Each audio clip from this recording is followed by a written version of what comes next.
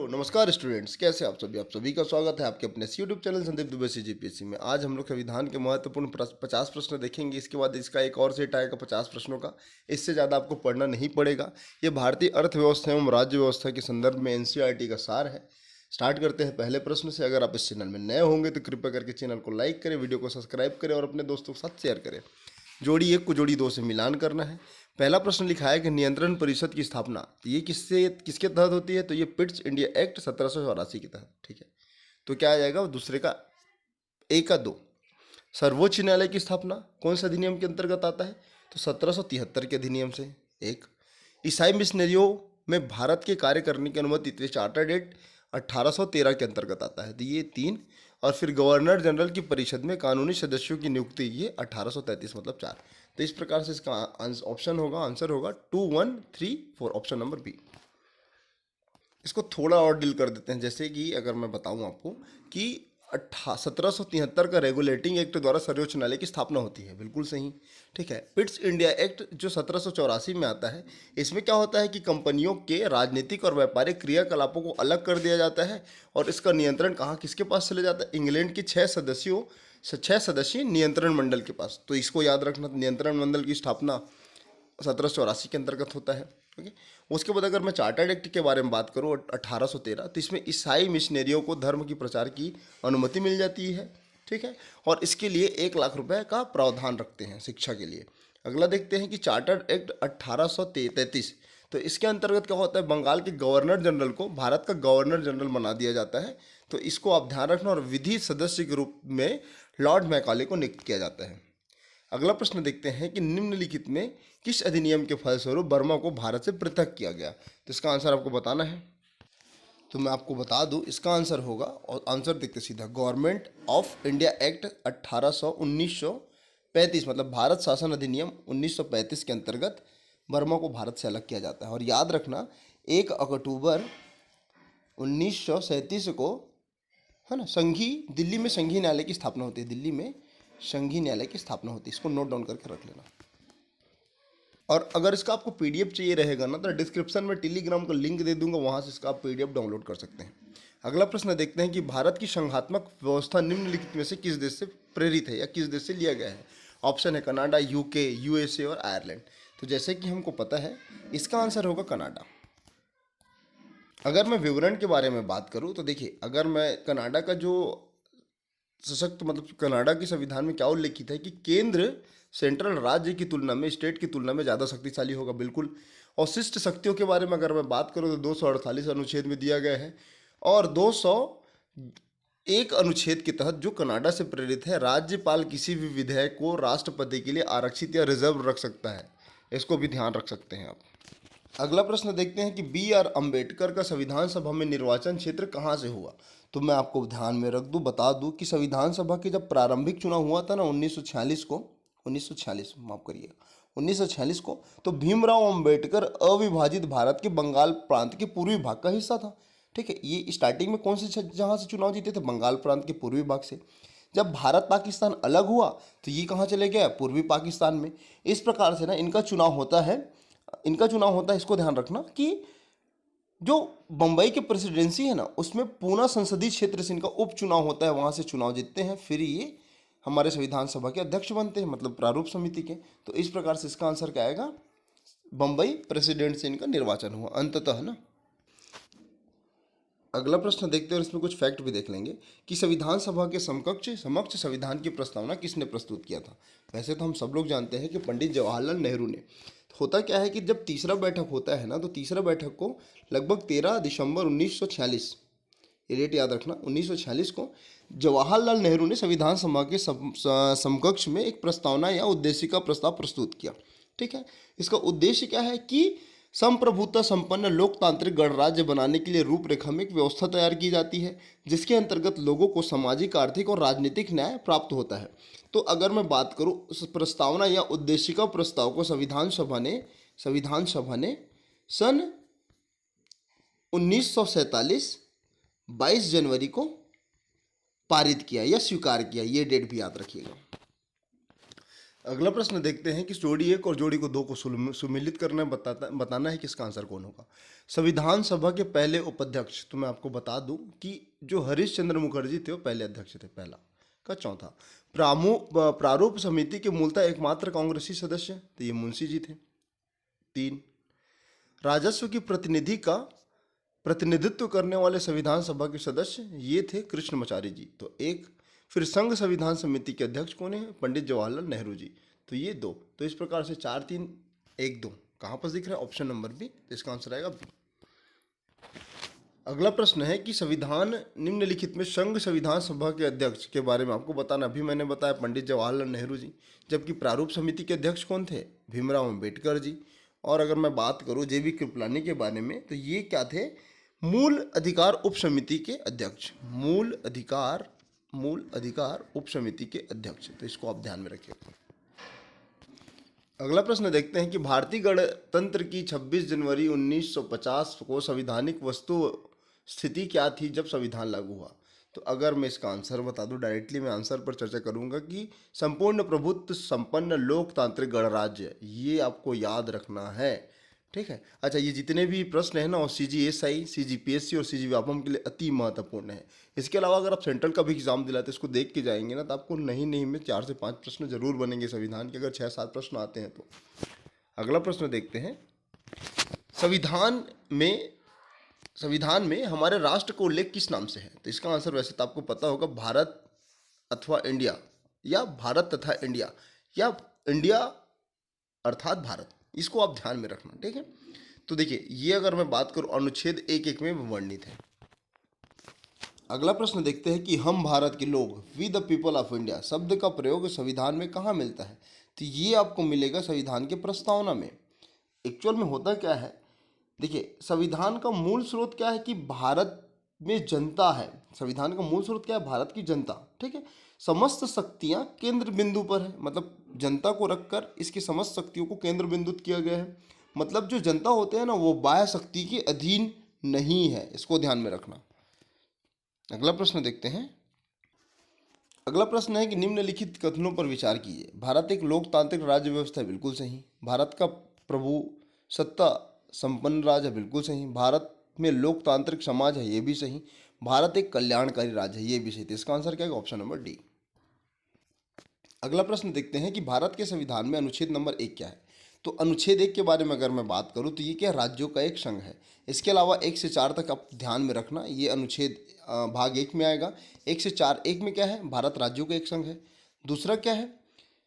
नए राज्यों का निर्माण। अगर मान लो बांग्लादेश से कोई गांव, नए राज्यों से या नए ग्रामों का निर्माण, अगर मान लो बांग्लादेश से कोई 10-15 गांव लेते हैं या जिला लेते हैं, तो ऑटोमेटिक भारत का एक हिस्सा होगा, मान लिया जाएगा, ठीक है।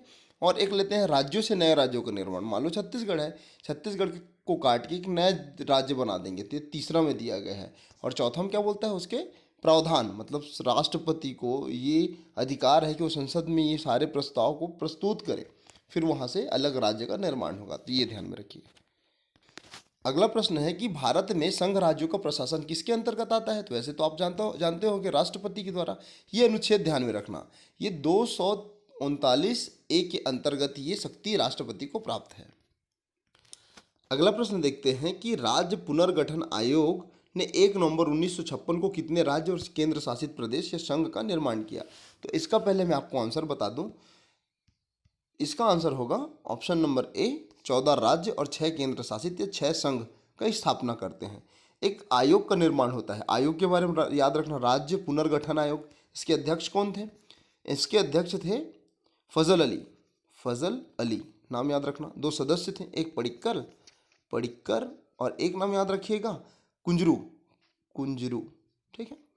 तो इस प्रकार से आप इसको ध्यान में रख सकते हैं। अगला प्रश्न है कि भारत में कितने संघ शासित प्रदेश है वर्तमान में? तो वर्तमान में अगर मैं बात करूं तो 8 केंद्र शासित प्रदेश है, क्योंकि लद्दाख और जम्मू कश्मीर को नया केंद्र शासित प्रदेश बना दिया गया। 28 जिले हैं, देख लेते हैं कौन कौन सा है। देखिए, अगर मैं ये 7 नहीं, ये 8 होगा, ठीक है। चंडीगढ़, दिल्ली, दमन द्वीप, दादर नगर हवेली जो जोड़ दिए हैं, लक्षद्वीप, अंडमान निकोबार द्वीप समूह और पुडुचेरी, और क्या है? जम्मू कश्मीर और लद्दाख, याद रखिए। अच्छा, राष्ट्रपति को ये भी शक्ति है कि उपराज्यपाल या प्रशासक को अपने अधीन रखकर वहां प्रशासन कर सकते हैं।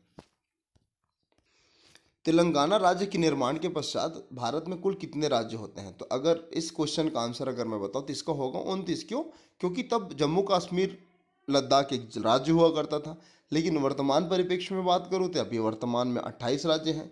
कब होता है भैया निर्माण इसका? 1 जून सन 2014 को। ठीक है, अब आपको बताना है कि स्थापना वैसे तो 2 जून को होता है, 2 जून 2014 को किसकी स्थापना होता है? तेलंगाना का, हैदराबाद का। ठीक है, तो अगर मैं इस क्वेश्चन के हिसाब से अगर मैं आपको आप देखो आरोही क्रम में व्यवस्थित करना है, पहले कौन सा राज्य का गठन हुआ फिर कौन सा राज्य। अगर आप पकड़ लो नागालैंड को, तो नागालैंड का गठन होता है 1 दिसंबर 1963। ठीक है, 1963 ये डेट याद रखना। फिर अगर मेघालय को पकड़ ले तो मेघालय की स्थापना कब होती है? 21 जनवरी 1972 को। ठीक है, फिर सिक्किम की स्थापना कब होती है? 16 मई 1975। फिर अरुणाचल प्रदेश, तो अरुणाचल प्रदेश के बारे में बता दूं, ये गठन होता है 20 फरवरी 1987 को। तो इस प्रकार से इसका आंसर आएगा 1 2 3 4, मतलब पहला ए आता है ना, नागालैंड, फिर मेघालय, फिर सिक्किम, फिर अरुणाचल प्रदेश। अगला प्रश्न है कि संविधान का कौन सा भाग नागरिकता को संबंधित करता है? संविधान में कुल कितने भाग हैं? 22 भाग हैं। ठीक है, अनुच्छेद के बारे में बात करूँ तो 395 अनुच्छेद है। अनुसूची पहले 8 था जो बढ़ के 12 हो गया। और अगर परिशिष्ट के बारे में बात करूँ तो ये कितने हैं? 4। तो इस प्रश्न का आंसर क्या होगा? इस प्रश्न का आंसर होगा भाग नंबर 2 में नागरिकता के बारे में बताया गया है, जिसमें लगभग 5 से 11 अनुच्छेद आते हैं। ठीक है, इसमें नागरिकता लोकतंत्रात्मक राज्य व्यवस्था के अपरिहार्य सिद्धांत की कानूनी स्वरूप प्रदान करती है। अगला प्रश्न देखते हैं कि भारतीय संविधान में नागरिकता प्रदान करता है, कौन करता है, कैसे प्राप्त होगा? देखिए, जन्म से, निवास से, देशीयकरण से या उपयुक्त सभी, तो ये तीनों से। दो और याद रखना, पंजीकरण और भूमि अधिग्रहण। इसको थोड़ा डिटेल और कर देते हैं कि भारतीय संविधान के अनुच्छेद 11 में संसद को नागरिकता के संबंध में विधि बनाने की शक्ति है। कुल मिला के भारतीय नागरिक अधिनियम 1955, मतलब कितने बार संशोधन हुआ है? डेट याद रखना। देखिए, 1955, 86, 92, 2003, 2005, 2015 और याद रखना ना एक और हुआ है, ये हुआ है 2019। तो कुल मिला के संशोधन के बारे में बात करूं, भारतीय नागरिक अधिनियम 1955 में 1 2 3 4 5, और इस बार जो हुआ है ना 2019 का, वो कुल मिला के 6 बार। तो ये 6 बार भी आप ध्यान में रख सकते हैं। अगला प्रश्न देखते हैं कि किस देश में दोहरी नागरिकता के सिद्धांत को स्वीकार किया गया है? तो ये देश है अमेरिका। अमेरिका एक्चुअल में दोहरी नागरिकता का, केंद्र का नागरिकता अलग और प्रांत का नागरिकता अलग। ठीक है, ये संघात्मक व्यवस्था को प्रदर्शित करता है, जहाँ पे भी अध्यक्ष, जहाँ के प्रमुख अध्यक्ष होते हैं, मतलब राष्ट्रपति। अगला प्रश्न देखते हैं कि भारतीय संविधान के किस भाग में नागरिकों के मौलिक अधिकारों का उल्लेख है? तो इसका आंसर मैं आपको बता दूं, इसका आंसर आएगा भाग नंबर 3। ठीक है, अगर मैं बात करूं, थोड़ा इसको डिटेल करने के प्रयास करते हैं कि भाग 3 में अनुच्छेद 12 से 35 का तक दिया गया है, जिसको क्या बोलते हैं? मौलिक अधिकार। ठीक है, तो मौलिक अधिकार कहाँ से प्राप्त हुआ है? अमेरिका से, और इसी को अमेरिका का अधिकार पत्र या बिल ऑफ राइट्स कहते हैं, ये भी ध्यान रखिएगा। अगला प्रश्न देखते हैं कि निम्नलिखित में कौन सा सुमेलित नहीं है? ठीक है, इसका आंसर आपको बताना है। अनुच्छेद 14 विधि के समक्ष समानता का अधिकार, बिल्कुल सही है। अनुच्छेद 16 अवसरों की समानता, ठीक है। अनुच्छेद 17, तो अनुच्छेद 17 उपाधियों का अंत नहीं बल्कि अस्पृश्यताओं का अंत है, तो ये गलत हुआ। अनुच्छेद 18 सैन्य उपाधि की अनुमति, तो याद रखिएगा अनुच्छेद 18 बोलता है कि उपाधियों का अंत, उपाधियों का अंत, लेकिन 2 अधिकार को छोड़ के। कैसे अधिकार? एक तो सैन्य और दूसरा अकादमिक अधिकार को छोड़ के जितने भी उपाधि हैं सबके लिए प्रतिबंध है। अगर आपको ऐसी उपाधि चाहिए तो आप राष्ट्रपति के पास जाके उनसे अनुमति लेना पड़ेगा। अगला प्रश्न देखते हैं कि प्रेस की स्वतंत्रता किस अधिकार में निहित है? तो ये आपको मिलेगा भाषण के अधिकार। अगर मैं बात करूं, एक विवाद को याद रखना, शाकल पेपर मिल्स बनाम भारत संघ, तो इनके बीच एक वाद विवाद होता है कि वाद होता है 1961 में, तो ये स्पष्ट करते हैं कि उच्चतम न्यायालय ने स्पष्ट किया है कि 1901 के क में, ठीक है, प्रदत्त वाक और अभिव्यक्ति की स्वतंत्रता ही प्रेस की स्वतंत्रता है। अगर अनुच्छेद आपसे पूछे ना प्रेस की स्वतंत्रता का, तो आपको बताना है एक ए, जहाँ पर स्वार्थ और अभिव्यक्ति की स्वतंत्रता है, इसको ध्यान में रख सकते हैं। अगला प्रश्न देखते हैं कि मूल अधिकारों के अंतर्गत कौन सा अधिकार अनुच्छेद मतलब बालकों के नियोजन के लिए प्रत्यक्ष रूप से संबंधित है। अगर बालकों के नियोजन के बारे में बात करूँ तो ये अनुच्छेद मिलेगा आपको अनुच्छेद नंबर 24। जो बाकी अनुच्छेद है देख लेते हैं। 19 क्या बोलता है, वाक एवं वाक की स्वतंत्रता के बारे में बात करता है, ठीक है। अगर मैं बात करूँ 17, ये क्या बोलेगा, अस्पृश्यताओं का अंत, अस्पृश्यताओं का अंत, ठीक है। उसके बाद अगर मैं बात करूँ अनुच्छेद नंबर 23, तो ये बोलता है बालाद श्रम और मानव दुर्व्यवहार पर निषेध, मतलब बंधुआ मजदूरी पर निषेध। और अनुच्छेद 24 को थोड़ा अच्छे से समझ लेते हैं कि कारखानाओं में बाल श्रम आदि पर निषेध है, कारखानों पर बाल श्रम निषेध है। कितने वर्ष के बच्चे को सम्मिलित किया गया है, 14 वर्ष के नीचे बच्चे को, ये भी ध्यान में रखिए। अगला प्रश्न देखते हैं कि मंडल आयोग द्वारा अपनी रिपोर्ट किस वर्ष प्रस्तुत की गई। तो अगर मैं बात करूं मंडल आयोग आरक्षण से संबंधित है, तो ये क्वेश्चन आने की संभावना प्रबलता के साथ बढ़ जाती है। थोड़ा डिटेल के साथ पढ़ेंगे। इसका आंसर होगा 1980। अगर मैं बात करूं सामाजिक और शैक्षणिक योग्यता के रूप में पिछड़े वर्गों की स्थिति को के लिए 20 दिसंबर 1978 को मोरारजी देसाई के समय, जब वो जो बीपी मतलब विंदेश्वरी मंडल जो पूर्व मुख्यमंत्री थे बिहार के, उनके अध्यक्षता में एक आयोग का गठन हुआ। किसके संदर्भ में, पिछड़ा वर्ग आयोग के संदर्भ में।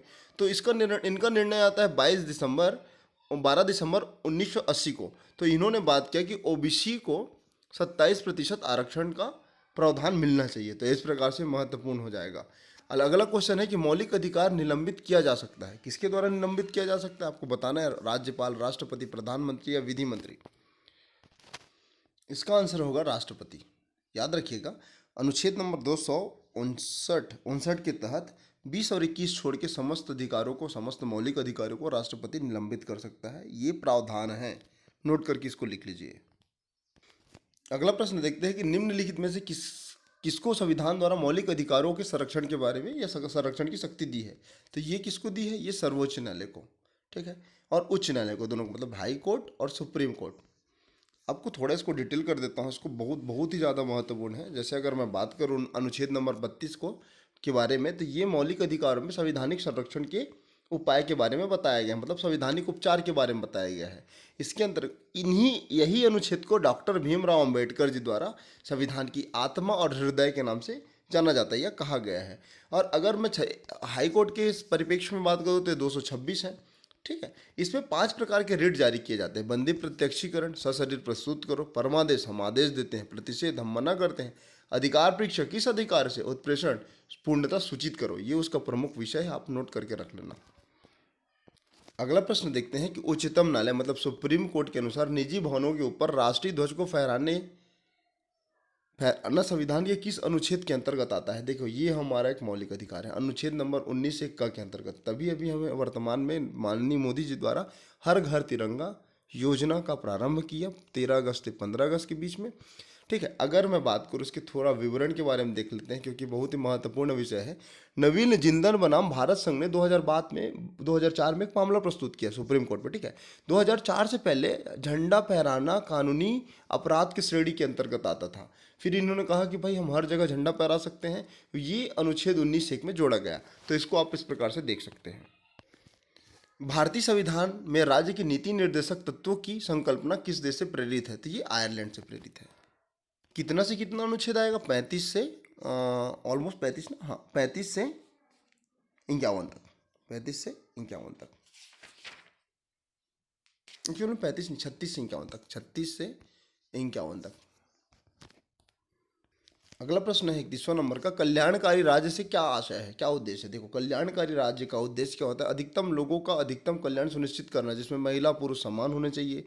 ये भाग 4 में बताया गया। राज्य के नीति निर्देशक तत्व डीपीएसपी, इसको ध्यान में रखिएगा। अगला प्रश्न है कि मूल कर्तव्यों का वर्णन संविधान के किस अनुच्छेद में है। तो इसका आंसर मैं बता दूं, ये अनुच्छेद नंबर 51 का है। तो अगर मैं बात करूँ, थोड़ा इसका विवरण देख लेते हैं कि मूल संविधान में मूल कर्तव्यों का कोई उल्लेख नहीं था, ठीक है। तो सरदार स्वर्ण सिंह द्वारा सिफारिश की जाती है, जिसमें 42वां संविधान संशोधन 1976 के अंतर्गत अनुच्छेद भाग 4 में 4 का जोड़ा जाता है। 4 का मतलब अनुच्छेद कितना, 51, तो 51 में 51 का जोड़ा जाता है। और इसमें प्रारंभ में 10 मूल कर्तव्यों को जोड़ा जाता है। राष्ट्रध्वज की सम्मान करें, ठीक है, आदर्शवाद का प्रयोग करें, ये सारी चीज़ें। फिर 11वां मूल कर्तव्य 86वां संविधान संशोधन 2002 के अंतर्गत जोड़ा जाता है। वर्तमान में कितने मूल कर्तव्य है? 11। कहाँ से प्रेरित है? तो ये रूस से प्रेरित है। इस प्रकार से आप इसका विवरण ले सकते हैं कि समान नागरिक संहिता किस राज्य में लागू है? तो ये एकमात्र राज्य है गोवा, जहाँ पर वैवाहिक, तलाक और उत्तराधिकारी से संबंधित सभी धर्म समान रूप से लागू होंगे, समान कानून के आधार पर लागू होंगे। ठीक है, इसी को बोला जाता है समान नागरिक संहिता, जो भारतीय संविधान के अनुच्छेद 44 में वर्णित है। ओके, अगला प्रश्न देखते हैं कि भारतीय संविधान के किस अनुच्छेद में ग्राम पंचायत के गठन के बारे में बताया गया है? तो ये अनुच्छेद है अनुच्छेद नंबर 40। इसी को गांधी जी का राम राज्य कहते हैं। किसके अंतर्गत आएगा? डीपीएसपी। भारतीय संविधान के अनुच्छेद 43 क में वर्णित उद्योग के प्रबंधन में श्रमिकों की भागीदारी किससे संबंधित है? तो ये संबंधित है राज्य के नीति निर्देशक तत्व से। ये जो जितने भी वर्ड दिए ना, कौन से सब 42वां संविधान संशोधन 1976 के अंतर्गत जोड़ा गया है। प्रारंभ में नहीं था, बाद में इसको जोड़ा गया है। अगला प्रश्न देखते हैं कि भारत के राष्ट्रपति माननीय राष्ट्रपति के निर्वाचन मंडल के संबंध में क्या सही है? ठीक है, सदस्यों के बारे में बात करते हैं। ठीक है, अच्छा, निर्वाचन मंडल का प्रावधान देखो, एक्चुअल में राष्ट्रपति के पद 52 में है। ठीक है, और निर्वाचन मंडल के बारे में बात करो तो ये आपको मिलेगा 54 में। ठीक है, कार्यपालिका शक्ति के बारे में बात करो तो ये मिलेगा आपको 53 में। कार्यपालिका शक्ति, क्वेश्चन बहुत बार रिपीट हुआ है ना। ओके, और अगर मैं राष्ट्रपति के महाभियोग के बारे में बात करूँ तो ये 61 नंबर के अनुच्छेद में मिलेगा। ठीक है, वैसे तो एक सीरीज है, आपको ध्यान में होगा, आप इतना को कम से कम याद रखिए। संसद के दोनों सदनों के निर्वाचित सदस्य, बिल्कुल। ठीक है, राज्य विधानमंडल के दोनों सदस्यों के निर्वाचित सदस्य। एक्चुअल में ना, जब राज्य विधानमंडल के परिप्रेक्ष्य में बात करते हैं, आपस दो आएंगे, राज्य विधानसभा और विधानमंडल। तो मंडल के इसमें कोई सदस्य शामिल नहीं होते, तो ये ऑप्शन दूसरा गलत हो जाएगा। जहाँ जहाँ दो है ना, सबको गलत करो, देख लेते हैं कूट में कहाँ कहाँ दो है। पहला में है, तीसरा में है। अच्छा, अगला देखते हैं, सभी राज्यों के विधानसभा के निर्वाचित सदस्य, ये सही है। दिल्ली और पुडुचेरी के निर्वाचित सभाओं के निर्वाचित सदस्य, विधानसभा के निर्वाचित सदस्य, तो ये भी सही है। तो इसका आंसर क्या है? 1, 3, 4 कहाँ पर दिख रहा है भैया? ये ऑप्शन नंबर डी में।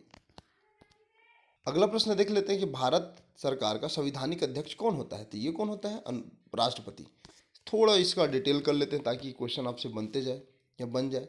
ठीक है, भारतीय संविधान के जो संवैधानिक प्रमुख होते हैं राष्ट्रपति, और औपचारिक प्रमुख होते हैं कौन है? औपचारिक प्रमुख राष्ट्रपति, लेकिन कार्यकालिक प्रमुख कौन होते हैं? प्रधानमंत्री। ठीक है, संविधान के अनुच्छेद नंबर 53(1) में बताया गया है कि जो संघ की कार्यपालिका शक्ति है, एग्जीक्यूटिव पावर, वो राष्ट्रपति में निहित है, और इन्हीं के अधिकार से ये अपना शासन का प्रशासन कर सकते हैं। ठीक है, प्रशासक के रूप में कार्य करेंगे, और या अपने अधीनस्थ अधिकारियों को भी ये दायित्व दे सकते हैं। अनुच्छेद नंबर 53(2) में बताया गया है कि सशस्त्र बल जैसे थल सेना, जल सेना, नौसेना की ये कमांडर होंगे, सर्वोच्च कमांडर होंगे। तो इसको भी ध्यान रख सकते हैं। अगला प्रश्न देखते हैं कि भारत के उपराष्ट्रपति के संदर्भ में क्या सही है। देखिए, उपराष्ट्रपति के संदर्भ में चुनाव के बारे में बात करूं तो संसद के दोनों सदनों के सदस्यों को इसमें शामिल किया जाता है, लोकसभा और राज्यसभा के। ठीक है, इसको ध्यान में रखिएगा। अच्छा, ये जो हमारे उपराष्ट्रपति होते हैं ना, तो ये जो निर्वाचन संबंधित जो प्रावधान है किससे मिलकर, मतलब निर्वाचन मंडल के बारे में अगर बात करूं तो 66(1) में वर्णित किया गया है। इनका चुनाव अनुपातिक प्रतिनिधित्व पद्धति जैसे प्रोपोर्शनल रिप्रेजेंटेशन सिस्टम के द्वारा एकल संक्रमणी मत पद्धति के आधार पर होता है। इसको याद ही रखना, एकल संक्रमणी मत पद्धति के आधार पर। अगला प्रश्न देखते हैं कि भारत के राष्ट्रपति पर महाभियोग चलाया जा सकता है। तो इसका आंसर होगा दोनों सदनों पर। अच्छा, अगर मैं थोड़ा इसके बारे में बात करूं तो ये संविधान के अनुच्छेद 61 में बताया गया है। ठीक है, अगर संविधान के अतिक्रमण के आधार पर अगर राष्ट्रपति संविधान का अतिक्रमण करते हैं तो इनके ऊपर अविश्वास प्रस्ताव पारित किया जा सकता है, लगाया जा सकता है कोई भी सदन पर। लेकिन 14 दिन पूर्व इनको लिखित रूप से एक सूचना देना होगा कि भैया आपके ऊपर महाभियोग लगाया जा रहा है। ये जो संकल्प होगा ना, वो जिस भी सदन में लाया गया, संकल्प ना एक्चुअल में प्रस्ताव संकल्प होता है, तो जिस भी सदन में लाया गया उसका 1/4 सदस्यों का लिखित हस्ताक्षर होना चाहिए, पहला चीज। और कुल सदस्यों का 2/3 बहुमत के साथ पारित होना चाहिए, तब राष्ट्रपति महाभियोग के आधार पर अपने पद से विमुक्त हो जाएंगे। राष्ट्रपति किसका अभिन्न अंग होता है? संसद का निर्माण कैसे होता है? लोकसभा, राज्यसभा और राष्ट्रपति। और ये बताया गया है अनुच्छेद नंबर 79 में। अच्छा, 3 अनुच्छेद याद रखना। 79 संसद के गठन के बारे में है, संसद के गठन के बारे में, ठीक है, जिसमें 3 होंगे, लोकसभा, राज्यसभा और राष्ट्रपति। फिर राज्यसभा के बारे में बताया गया, राज्यसभा की संरचना अनुच्छेद 80 और लोकसभा की संरचना अनुच्छेद 81। राष्ट्रपति का अध्यादेश कितनी अवधि के लिए लागू होता है, तो इसका आपको आंसर बताना है, ठीक है। 3 माह, 6 माह, 9 माह या अनिश्चित काल के लिए। अध्यादेश के परिप्रेक्ष्य में बात करूँ तो ये संविधान के 123 अनुच्छेद में है, ठीक। इसको थोड़ा डिटेल करेंगे। देखिए, ये जो अध्यादेश की जो अवधि है ना, 6 माह तक लागू होगी। देखते हैं, भारतीय संविधान के 123वां अनुच्छेद में अध्यादेश के बारे में बताया गया है कि राष्ट्रपति इस शक्ति का प्रयोग कब करेगा, जब कोई भी सदन कार्यरत ना हो, सत्र ना चल रहा हो और लगता है कि ऐसा कोई विश्वास प्रस्ताव या कोई ऐसी परिस्थिति निर्मित हो गई है जिसमें कोई कानून बनाना चाहिए, तो राष्ट्रपति अध्यादेश जारी कर सकते हैं। कितने माह के लिए? 6 माह के लिए लागू रहेगा।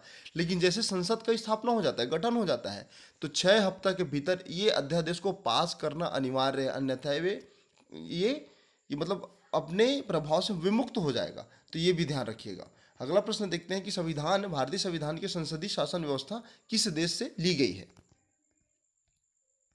ये जो संसदीय शासन व्यवस्था है ना, वो ब्रिटेन के संविधान से लिए गए हैं।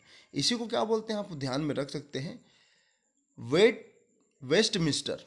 वेस्टमिंस्टर, ये पद याद रखना, वेस्टमिंस्टर शब्द याद रखना। वेस्टमिंस्टर शब्द क्या होता है कि सरकार का स्वरूप क्या है? संसदीय है। संसदीय स्वरूप को ही वेस्टमिंस्टर बोला जाता है, या वेस्टमिंस्टर मॉडल शासन।